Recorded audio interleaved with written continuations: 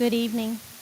It's my pleasure to call to order our Board of Education meeting for September 25th, 2023. We are going to start tonight with the Pledge of Allegiance and a moment of silence.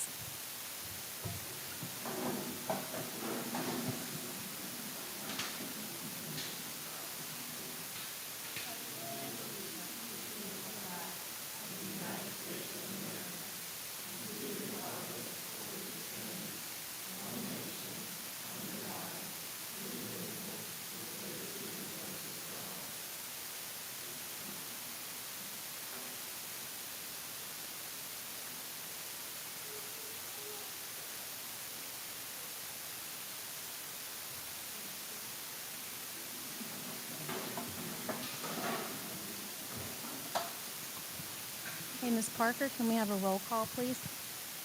Chair Cobb, not present. Vice Chair Pereza, Here. Tommy Old. Here. Dr. Sheila Williams, not present. Rodney Walton, Here. Sharon Warden, Here. Valerie Bogues, Here. Haley Mayhew, Here. Mitchell Manuel, Here. and Gabby Johnson. Here. Okay, thank you. And Ms. Bogues, will you read our ethics awareness statement, please? Okay. Welcome to the September 25th, 2023 meeting of the Elizabeth City Pasquotank Board of Education. It is my duty to remind members of the board that it is your responsibility to avoid all conflicts of interest and potential conflicts of interest in accordance with Chapter 138A of North Carolina General Statutes.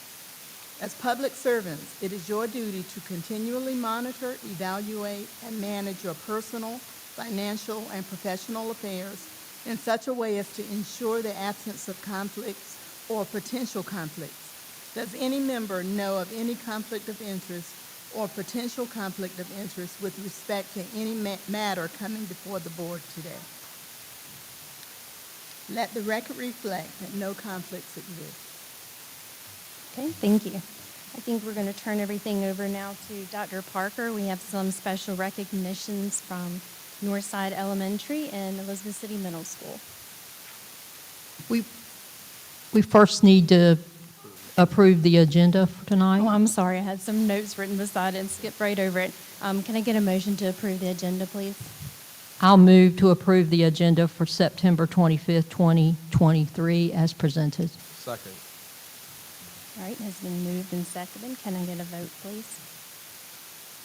Roll call, please. Tommy Old, Yes. Rodney Walton, Yes. Sharon Warden, Yes. and Valerie Bogues. Yes. All right, thank you. Now we can do our recognition. Thank you, Madam Chair.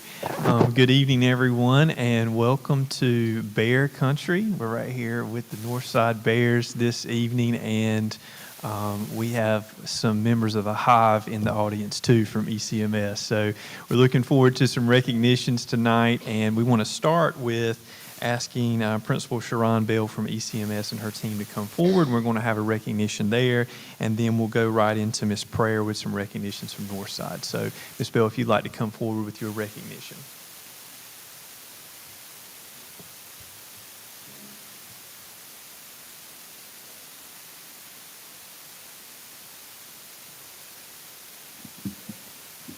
Good evening, Vice Chair Pereza, board members, Superintendent Dr. Parker, and the entire ECPPS community. My name is, of course, Sharon Bell, and I'm the proud principal at Elizabeth City Middle School, where we also call ourselves the Hive, where our habits, initiatives, values, and high expectations build strong academic success for our students. And that is evident in the fact that we are now the second year exceeding growth at Elizabeth City Middle School. Tonight, I have the honor of recognizing one of our teachers, Miss Peter Gay Ferguson. She is a sixth grade math teacher, and she is also one of our global teachers and has been at Elizabeth City Middle School for the past 5 years. Ms. Ferguson truly loves all her students and wants the absolute best for each of them. She goes above and beyond for her students and creates engaging learning activities on a daily basis. She is very organized and uses data to drive her instruction. She also supports other teachers as math lead content, content lead, and models effective small group instruction. Ms. Ferguson exceeded growth expectations for the 2022-2023 school year, and because of her outstanding accomplishment in the classroom, she has been selected to represent ECPPS as the North Carolina Council of Teachers of Mathematics Outstanding Secondary Math Teacher for the 2022-2023 school year. She will be recognized this November at the annual North Carolina Math Teachers Conference in Winston-Salem, North Carolina. Thank you, Ms. Ferguson, for all of your hard work. Would you come forward, please?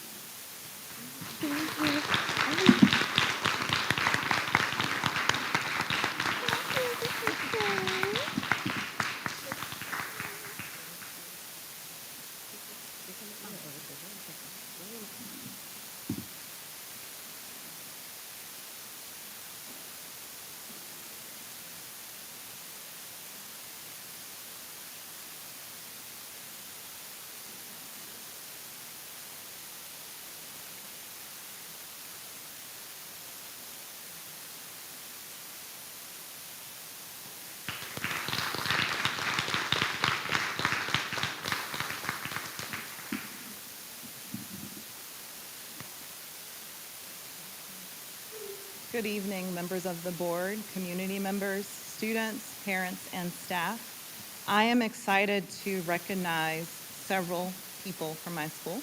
This evening, I will be recognizing students, I will be recognizing staff members, and then, most importantly, with the change of our PTO, I will be recognizing our parents. The first student that I would like to recognize, this voice you hear every morning. This voice starts our day. It's actually three voices that start the day. Under the direction of Mrs. Richardson, we have students that are understanding the character traits, the weather, most important thing for the elementary kids, hearing their birthday. So I would like to recognize Livy Richardson, one of our morning announcers.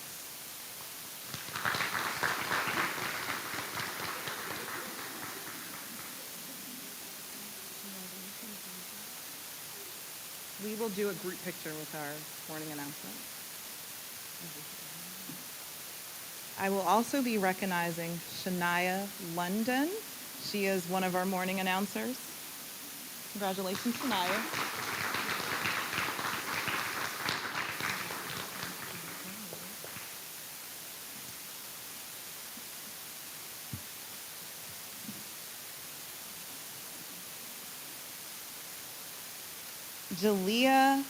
Jalea McCotter. She is one of the voices that we hear with this trio. So this is for our morning announcements. Come on down.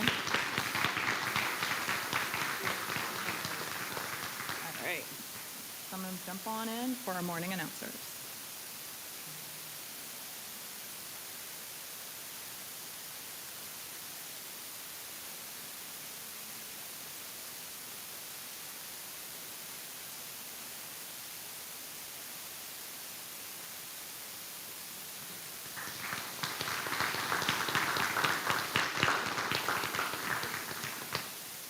At Northside, we honor students not only for what they do in the classroom, but for what they do outside of the classroom.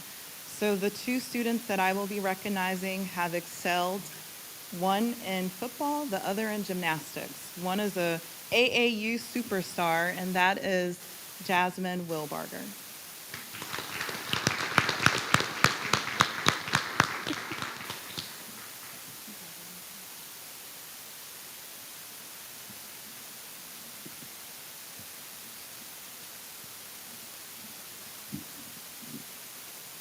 And on the football field, as well as in the classroom, Kadeem Person, he excels in football. We'll be seeing him at Pasquotank High School on the football field. We'll see.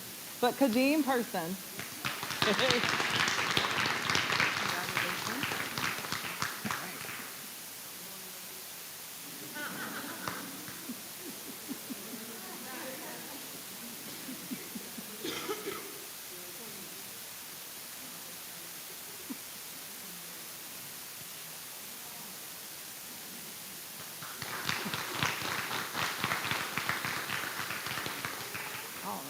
So I'm excited to recognize this staff member. This staff member her passion is supporting beginning teachers. Her passion is not only supporting them, but helping the mentors shine, so it's not just a one-size-fits-all. This staff member developed a program from a passion of hers. And I will tell you this, with that, it will help retain teachers here at Northside Elementary School. And that staff member is Leah Macklin.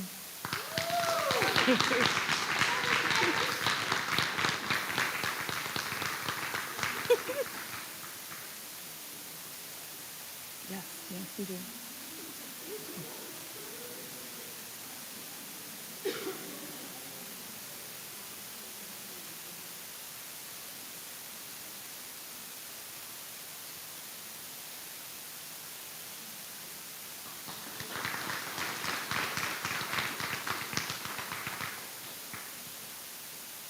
The next two staff members that I will be recognizing help our school stay afloat.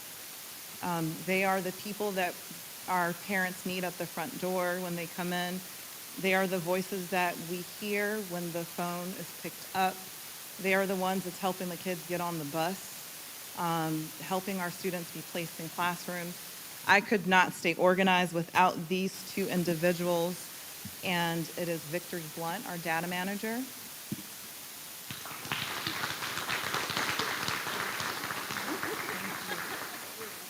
And Enid Kimball. One thing about Miss Kimball is bilingual. And since Miss Kimball arrived, our Hispanic students have been coming in, translating. So Miss Kimball, thank you for everything that you do.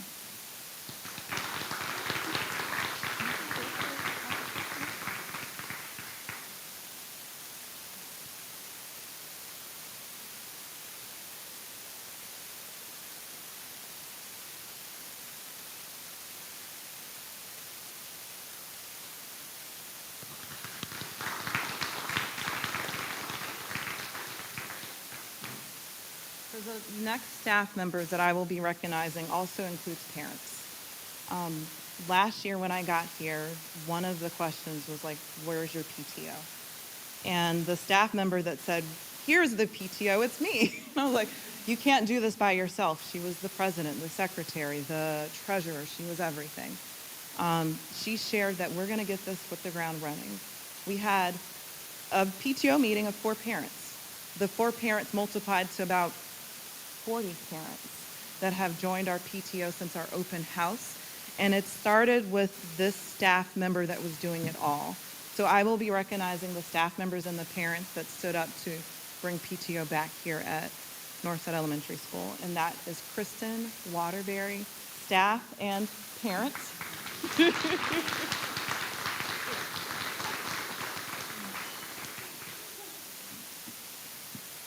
Brittany Scott was a parent.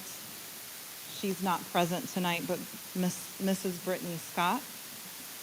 The next one that actually took over Mrs. Waterbury's position as a parent, this parent also helped me open the media center last year. This parent is passionate about what she does, and I thank her for everything that she does, and that is Melissa Witkowski.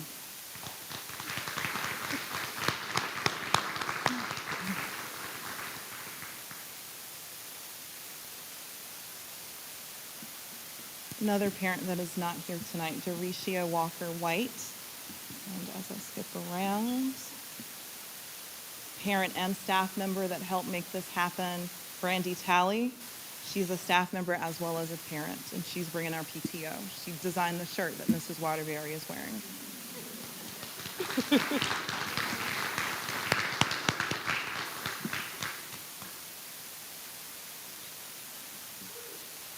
Staff member that was the liaison between our PTO and our school, Alberta Wandell.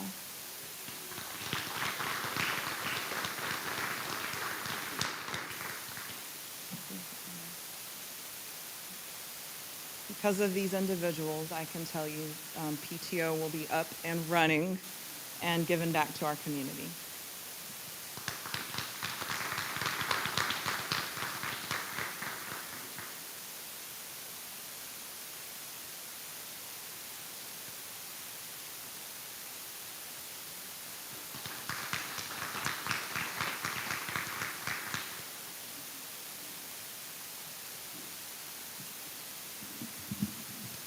Thank you.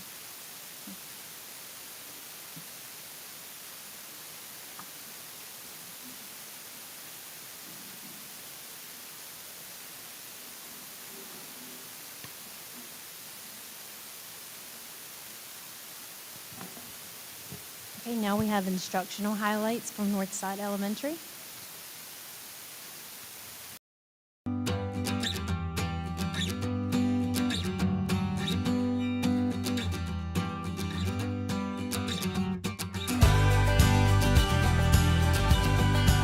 Right now I'm working on making math fun because the first day of school I asked them what they like about math and most of them say they don't because it's boring.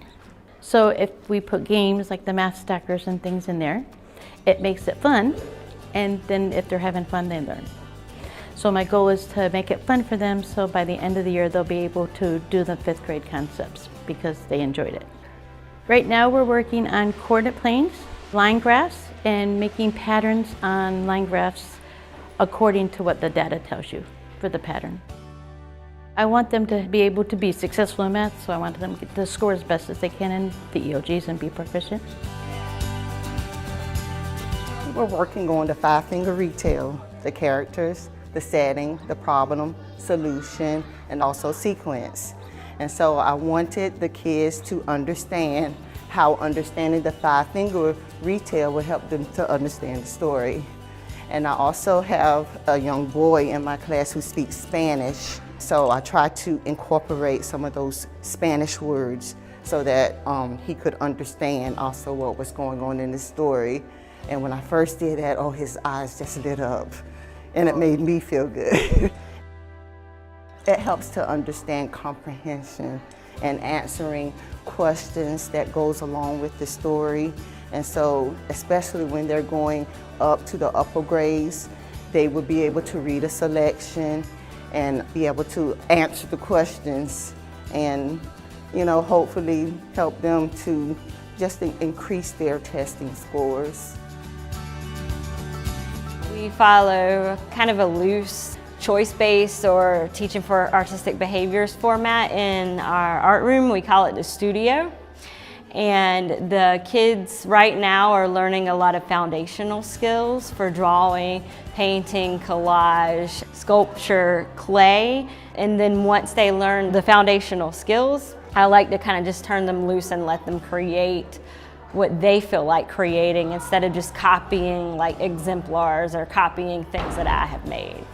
So today we have 3 stations open, 2 drawing stations. One is still life where they can practice drawing fruit inside of baskets. The other drawing station is a free draw station where they can draw just whatever they come up with in their imaginations, or they can use how to draw books. And then we have opened up for the first time today with 3rd grade the painting station. So they're very excited about learning how to use the tempera cakes in the painting station today.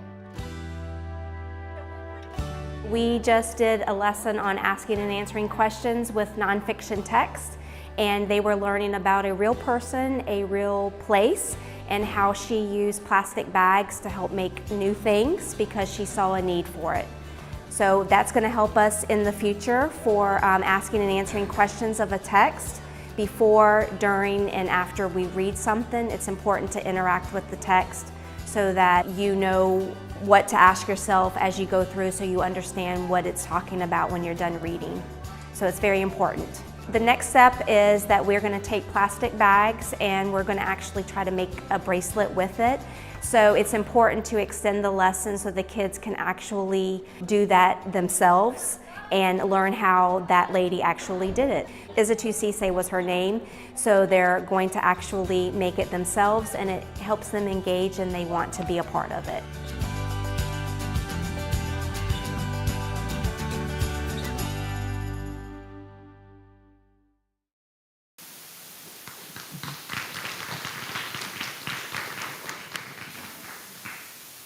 As the principal, I'm honored to be at Northside. One, because we value all of our students. Thinking of Mrs. Johnson, when I've been in her classroom and she's using sequencia and she's helping the students connect with the text, that is what it's about. In art, we have to, it's not the one size fits all. And you will see it in our classroom. We're using the data to drive instruction. We're making math fun.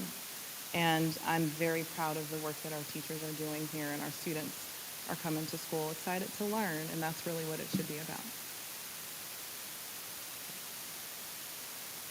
Thank you, Ms. Prayer. Are there any questions for Ms. Prayer from the board? No? Thank you. You're welcome. Thank you. Okay, now we have the superintendent's report from Dr. Parker. Thank you, Madam Chair, and I want to echo those comments again to Northside and just congratulate your entire staff, Ms. Prayer, and students for what is a very energetic and exciting school year that's already begun. And as we highlighted at the County Commissioner meeting 2 weeks ago, Northside Elementary School is 1 point away from a C school. And so we're already just claiming that this is going to be the year where they exceed growth and become a C school. So I'm proud of all the work you guys are doing, and with the things I see on the video and what you're saying you're focusing on, I know we're going to make that here. So good work to everybody, and good job well done so far. Just a couple of things I'd like to share, Madam Chair, some important dates that are coming up, and one is we will be sending home interim progress reports tomorrow. And so parents can expect to see a report for the interim. And then on October the 10th is a teacher work day. And so students will not be in session that day. But we're excited that we are hosting for the second year our own professional learning conference that we call Ignite ECPPS.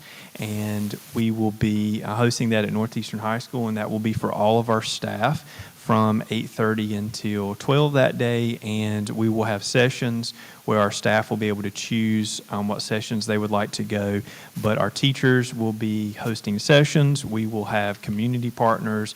We will have partners from NCDPI that will be hosting professional learning throughout that day. So we're really excited about that opportunity. And for the second part of day, teachers will be able to work in their classrooms for things that they would choose to work on that day. So looking forward to that, and want to thank the curriculum department for their work on planning and pulling that off. We sort of ambitiously decided to host this conference for the first time last year, and quickly realized that scheduling and preparing all the sign-ups and hosting our own conference is a lot of work, but we're really excited about that opportunity. I want to thank everybody who's working on that right now to make it a successful day. The first 9-week grading period ends on October 27th. And so it's hard to believe that we are going to be moving toward the end of the first 9 weeks grading period here in October. So that is coming up, and we're looking forward to seeing progress from our students as they're graded on the first 9 weeks. And then report cards will go home on November 6th. So I wanted to share that for any parents that may be listening, so you'll make a note of those important days coming up. We're very excited about the progress that we're already making this school year. And as our leaders have been in different buildings and have been talking to staff, we've got a fired up and ready to go crew. And so I'm just excited about the energy in our 13 schools. And so Northside is one that leads the way with energy. There's some fired up bears out here at Northside. So we appreciate all the work you guys are doing. So thank you for that, and that's all that I have, Madam Chair. Great. Thank you so much, Dr. Parker. Now we will have our student board members give their reports and updates on how things are going at their respective schools. We'll start with Gabby Johnson from Northeastern High School. All right. We're good. Okay, so we have been in school for about 5 weeks now, and with that being said, things have been moving very quickly for everything. Sports have been continuously going from the first day of school up until tomorrow. I think we have our first game tomorrow. And clubs have also started up. I know FFA, FCA, National Honor Society, all that is up and going at Northeastern. And one thing that I did want to bring up that is different about this school year that we haven't really had in the past are the use of our school spirit points that are new. So we are doing this thing where this week is homecoming week. So for every student that participates in homecoming week, they dress up, they have school spirit, they help somebody else. Points are going to them for their grading period. So as a senior, a junior, a sophomore, and a freshman, points are awarded to their class, so it is kind of a competition of whose class has the most school spirit, and with that, attendance is also tied in, so whoever has the least tardies also awarded points at the end of the week, and then dress code. If you get dress coded, points are deducted, so I think it has helped everybody out in getting attendance going up and also listening to dress code. And that's all I really have for you guys today. All right, great. Thank you, Gabby. Now we'll have Jonathan Manuel from Pasquotank County High School. Yeah, pulling up my notes. I'm sorry. So at the end of last week, I emailed my school's teachers and staff asking if they had any good news to share. And I got some news. PCHS DECA Marketing Association would like to thank everyone in the community who came out and supported their 9th annual Toys and Treats Night. They greatly appreciate the support, and it really helps them to decrease the cost for state competition. So thank you. And how things are going at Pasquotank, it's not bad at all. School is school, but we're doing our best to hang in there, not do anything that's bad, just regular high school, trying to be productive. All right, great. Thank you, Jonathan. All right, now we have Haley Mayhew from the Elizabeth City Early College. So at my school a couple weeks ago, we started clubs, and currently SGA elections are going on during this week. We have also gotten MacBooks, and a lot of the students are really happy and excited about that. And I've also heard within the next week or two, for the first time ever, my school will have a Nationals Honor Society, and so a lot of students are excited about that too. That's all. Thank you. All right, thank you. Thank you, Haley. Well, thank you guys for giving us an update, and we look forward to hearing from you all every month and presenting some ideas and things that are going on at your schools. All right, thank you. All right, now I need a motion for approval of the minutes from August 28th, 2023 and September 18th, 2023. I'll make a motion to approve the minutes for August 28th and September 18th, 2023 as presented. Second. All right, has been moved and seconded. Can I get a roll call vote, Ms. Parker? Angela Cobb, not present. Tommy Old. Yes. Dr. Sheila Williams, not present. Rodney Walton. Yes. Sharon Warden. Yes. And Valerie Bogues. Yes. Okay, thank you. And for public comments, we do not have anyone signed up to speak tonight. All right, we'll move on to our consent agenda. We have 2 items that we approved last week to go on the consent agenda. One is Budget Amendment 101, which is the State Public School Fund. This includes the School Technology Fund increase and a School Safety Grant increase. And then we have 301, which is Federal Grants Fund, where we have rural and low-income schools increased on that budget, and ESSER funds carryover budget. And I need a motion to approve the consent agenda. I'd like to make a motion that we approve the consent agenda for September 25th, 2023. I'll second. Okay, it has been moved and seconded. May I get a roll call vote, Ms. Parker? Chair Cobb, not present. Tommy Old. Yes. Dr. Sheila Williams, not present. Rodney Walton. Yes. Sharon Warden. Yes. And Valerie Bogues. Yes. All right, great. So we will move on to Financial, Business, and Technology Committee. Ms. Sharon Warden. We have nothing tonight. Thank you. All right, now we'll move on to Global Citizens and Healthy Students Committee. Mr. Rodney Walton, co-chair. I'd like to call Dr. Amy Swain to give a presentation about community schools.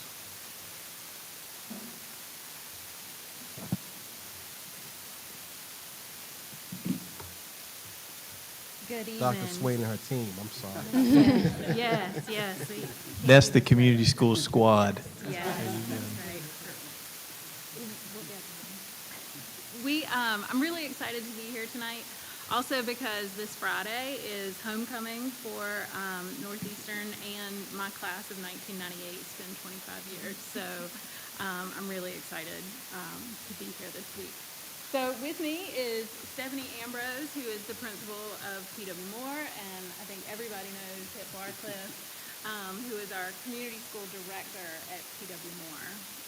And so a super quick overview. P.W. Moore has partnered with ECU this year in what is called a University-Assisted Community Schools Partnership.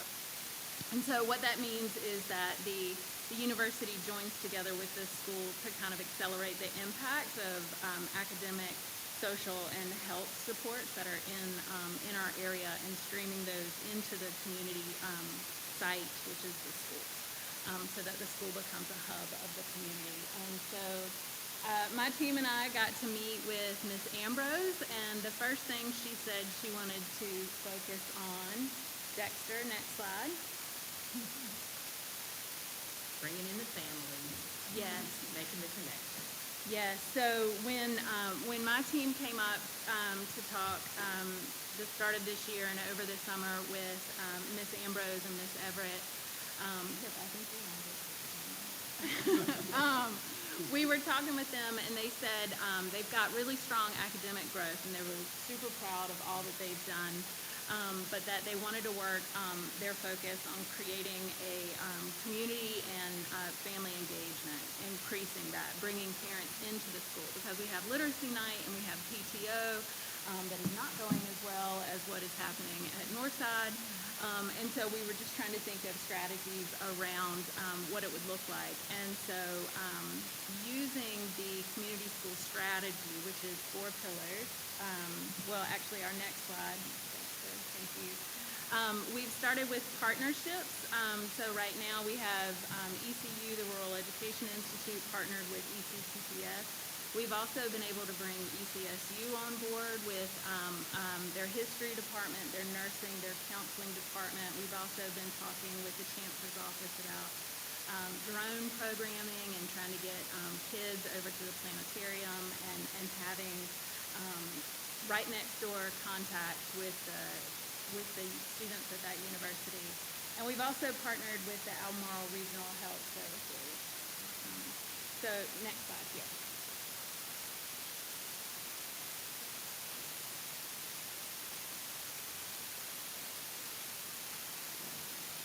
You want to talk about the pillars? This is the 4 pillars that we built this community school on. I'm going to give you a handout as we're talking.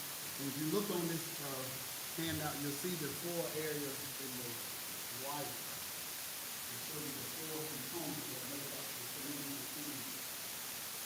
I'm honored to say that we have already hit all 4 of these pillars with our services that we are providing for our students, families, and communities. If you can look on this sheet there, you see the top right is the collaborative leadership practices. And what that's talking about, parents, students, teachers, principals, community partners, they build a culture of professional learning and collective trust. We already hitting that in our components of being able to offer this community school. If you look down at the bottom right-hand corner, that's integrated student supports. That's the mental and physical health services support and student success. And we are, again, partner with the health department. We offered last month, they were able to get some screenings and immunizations and so forth.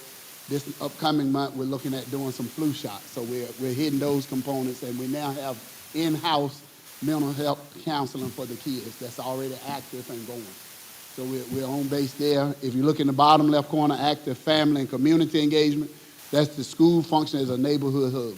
We started that this summer when we started what we call listening and learn sessions, where we went into the community, popped up the ice cream truck in one community where the kids and parents could come out, where we made personal phone calls to everyone in that community to come out. And we had 100 plus, Dr. Parker and board member Pam Perez was out to serve, and we had a great turnout, and we listened. All that was a listen session to hear what the parents needed from us in building this school. This is not built by HIP, Amy, or ECU. This is by the community and the parents. What they want to see in the school is how we're building this model. So we're on that already with all the educational opportunities. And then, of course, in the top right-hand corner, it says expanded and enriched learning time and opportunities. That's after school, weekend, summer programs. We're already working right now on a summer program next summer. We got some weekend things coming up in the next couple of weeks. And then the enrichment activities that emphasize real-world learning and community problem solving. So we're up and running. We've been very busy and active in the community. And I'm the local person here, so you'll see me running around at a lot of the ECPPS functions. I wear a badge that got ECU on one side and ECPPS on the other. So when I go in one day, I may be ECU. The next time they see me, I'm ECPPS. But it's been a great partnership so far between ECPPS and ECU. A lot of response from the community. The word is really getting out to everybody about this initiative. So we just need you to continue to spread the word. Share these 4 components when you're out of the 4 pillars that we're building at PW1. Thank you. So I want to make a note that this project is possible actually because of nerdy science, and especially for the kids here on the board. So I study schools, and the reason we get to do this, and the reason that we're able to assess the impact of our programming is because we applied for a grant, and we said we would like to see what happens if we increase community engagement, if we increase connection. How does that impact what happens at the schools? And so that is what we are doing, and I'm really excited to talk about the pillar, the pillar that we have focused the most of our attention on, and that is increasing family and community engagement. So as part of our design, what we have done is offered family dinners the second Tuesday of every month, and we've paired those with already activities that were already on the book. So for example, in September, we paired our family dinner with open house. And the turnout, I'm going to let Ms. Ambrose tell you about the turnout for our open house. So usually for open house, we really always have a good turnout, but this was the best turnout ever. We had 500 hot dogs, and every one of them were gone, and people were still coming through. So we were like, well, next time we got to do a little bit more than that. So we had the families come in, and they were really shocked when we said we want everybody, the family, not just the student and the parent, the family to come in and take part in this event with us. So getting the family together, but also having other resources there at the school at the same time, other people in the community to share their stories, whatever they have that they can offer for their children outside of the school hours. And then we had the Lions Club that came in and did the vision screening, as well as the students that still needed help screenings done, so they wouldn't have to sit out of school when that time came. So Mr. Barcliffe and Amy made those connections so that we can make that happen and make those children be able to be successful without us saying, sorry, but we need your immunizations, we need your shot records up to date, things like that. So bringing all the families together, letting them see, and to help them feel comfortable coming into our house, our Lions Den, that's what it's all about, so that they'll feel comfortable and have a place that they can come to and be okay with talking to us. So that's what we're about. So another example of the way that we're sort of laminating our programming is on the flyer that HIP has distributed. The second sheet is our October family dinner, and so it's going to be our Title I Literacy Night. Kids will kind of have little stations set up for reading. There'll be book giveaways. They're going to eat s'mores provided by HIP. We're trying to figure that out, the mechanics of this. But we're going to have s'mores there. We're going to have dinner for the kids and the families. And it's just an opportunity for school to be a place, an event, some place to go and really participate and be welcomed. We've increased communication with postcards going home, reach out direct to parents. We've also established what we're calling community learning exchanges. So partnering with ECSU, we're planning an upcoming event called Moms and Mental Health, where moms will be able to come and get strategies for themselves and their children, parenting on their own or with others. We have ice cream socials, and then as part of our community programming, In March, mark your calendars, please. March 9th, we'll be having a Founders Day breakfast, and October 21st, we'll be having a fall festival as well. Thank you. I'm just going to go quickly through the next and save time for questions.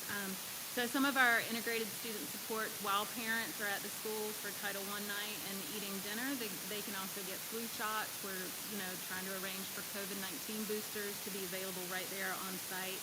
We've had physicals, immunizations, kids can get therapy on site, and we have vision testing. So we had, I think, 13 vision tests, 3 kids came back needing further screening. So it's just closing the distance and providing support for families.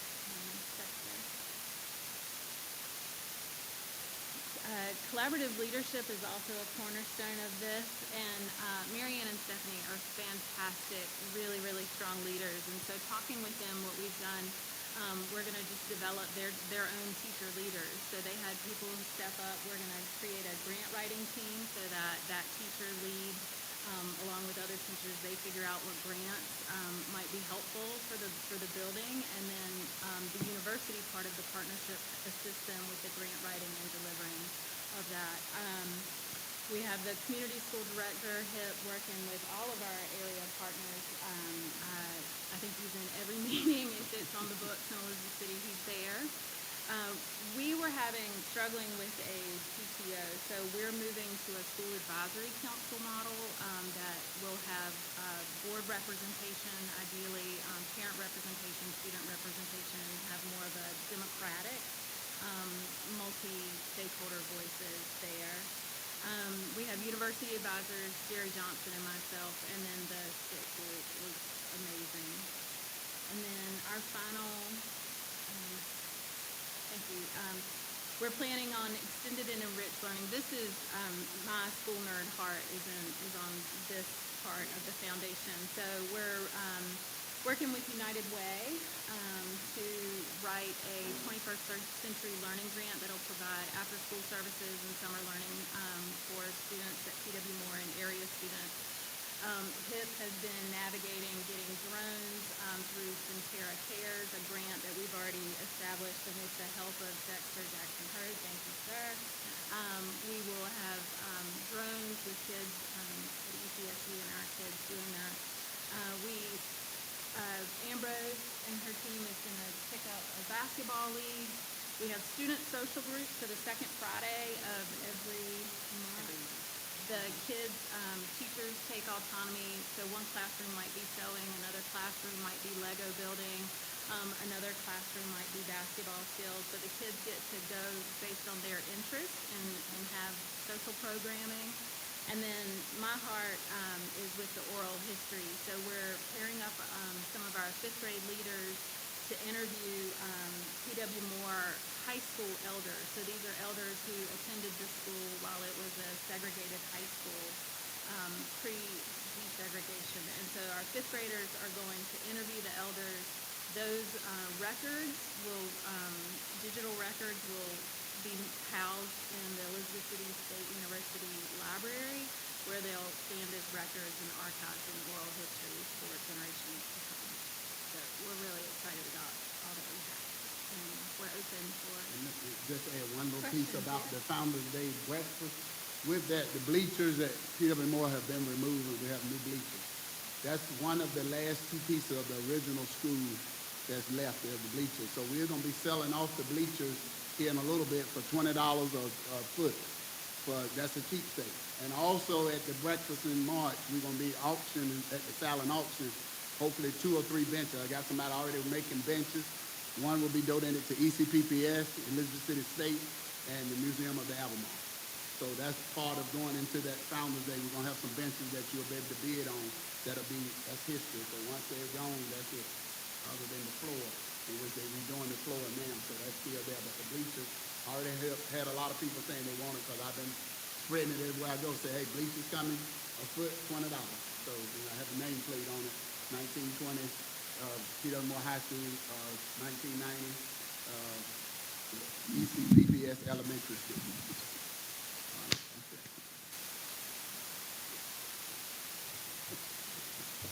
I had a question.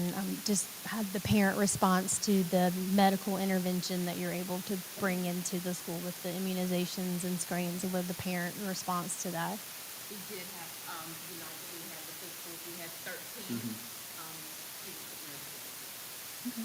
That one immunization, and then I think it was 13 eye exams, which 3 came back that needed to go further.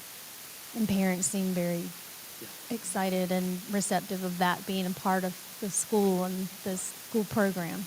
Okay. Yeah, the September was a little hectic for data collection, so we'll probably do more Gotcha. in October and November. So we have one-to-one and direct feedback. Yeah. A lot. We had 400 plus at open house. It was over 100 children, and for every kid, most of them had a mom and a dad, or even some grandparents. So it was Nice.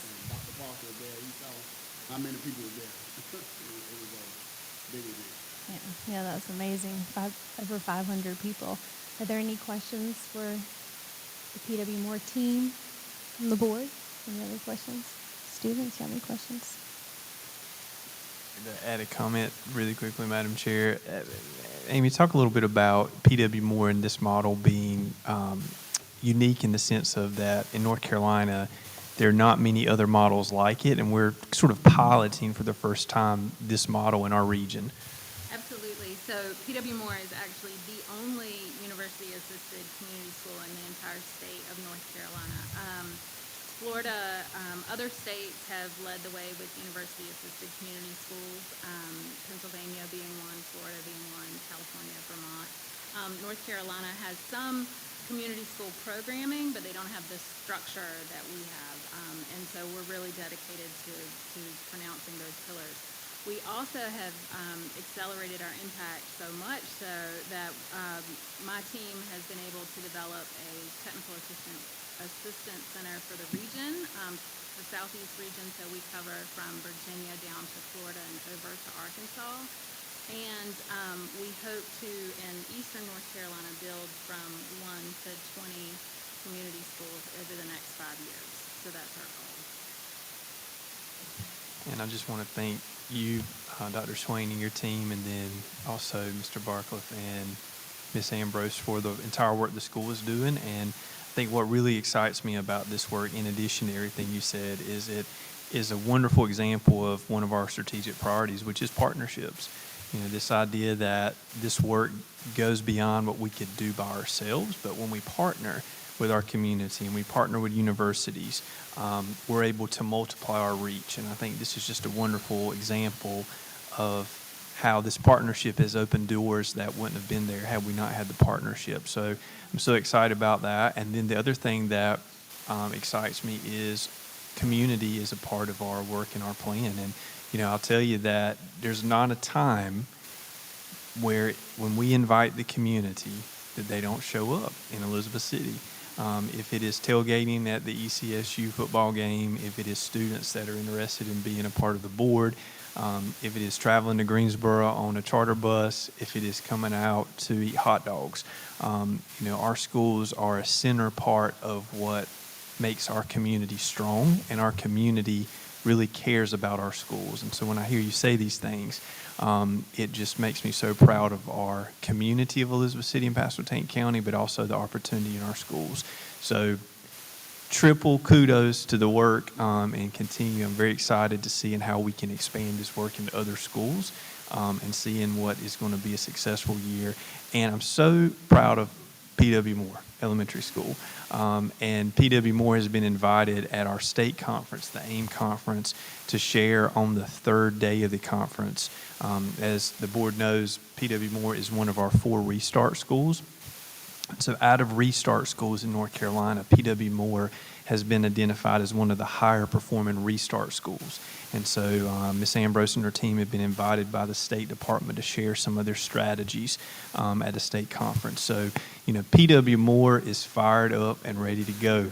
And Hip talked about his badge with ECU and ECPPS on the side, so he's a fired up, ready to go pirate. You know, so, but I am just so excited about PW Moore. So I could keep going, but I'll end there. But thank you so much for all the work you are doing. It's an amazing work.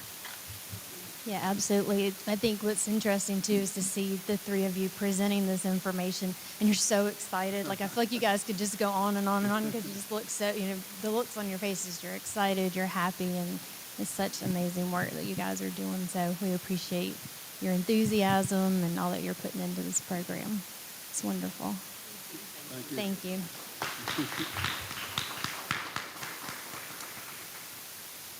Okay, if there's nothing else, we will go into closed session. I'd like to move for the board to go into closed session as allowed by NC General Statute 143-318-11A6 for the purpose of considering one or more personnel matters that are confidential and to consult with the board attorney regarding matters protected by the attorney-client privilege and to preserve that privilege. Okay, can I get a second? Second. All right, it has been moved and seconded. Can I get a roll call vote? Chair Cobb, not present. Tommy Old. Yes. Dr. Sheila Williams, not present. Rodney Walton. Yes. Sharon Warden. Yes. And Valerie Bogues. Yes. Okay, thank you.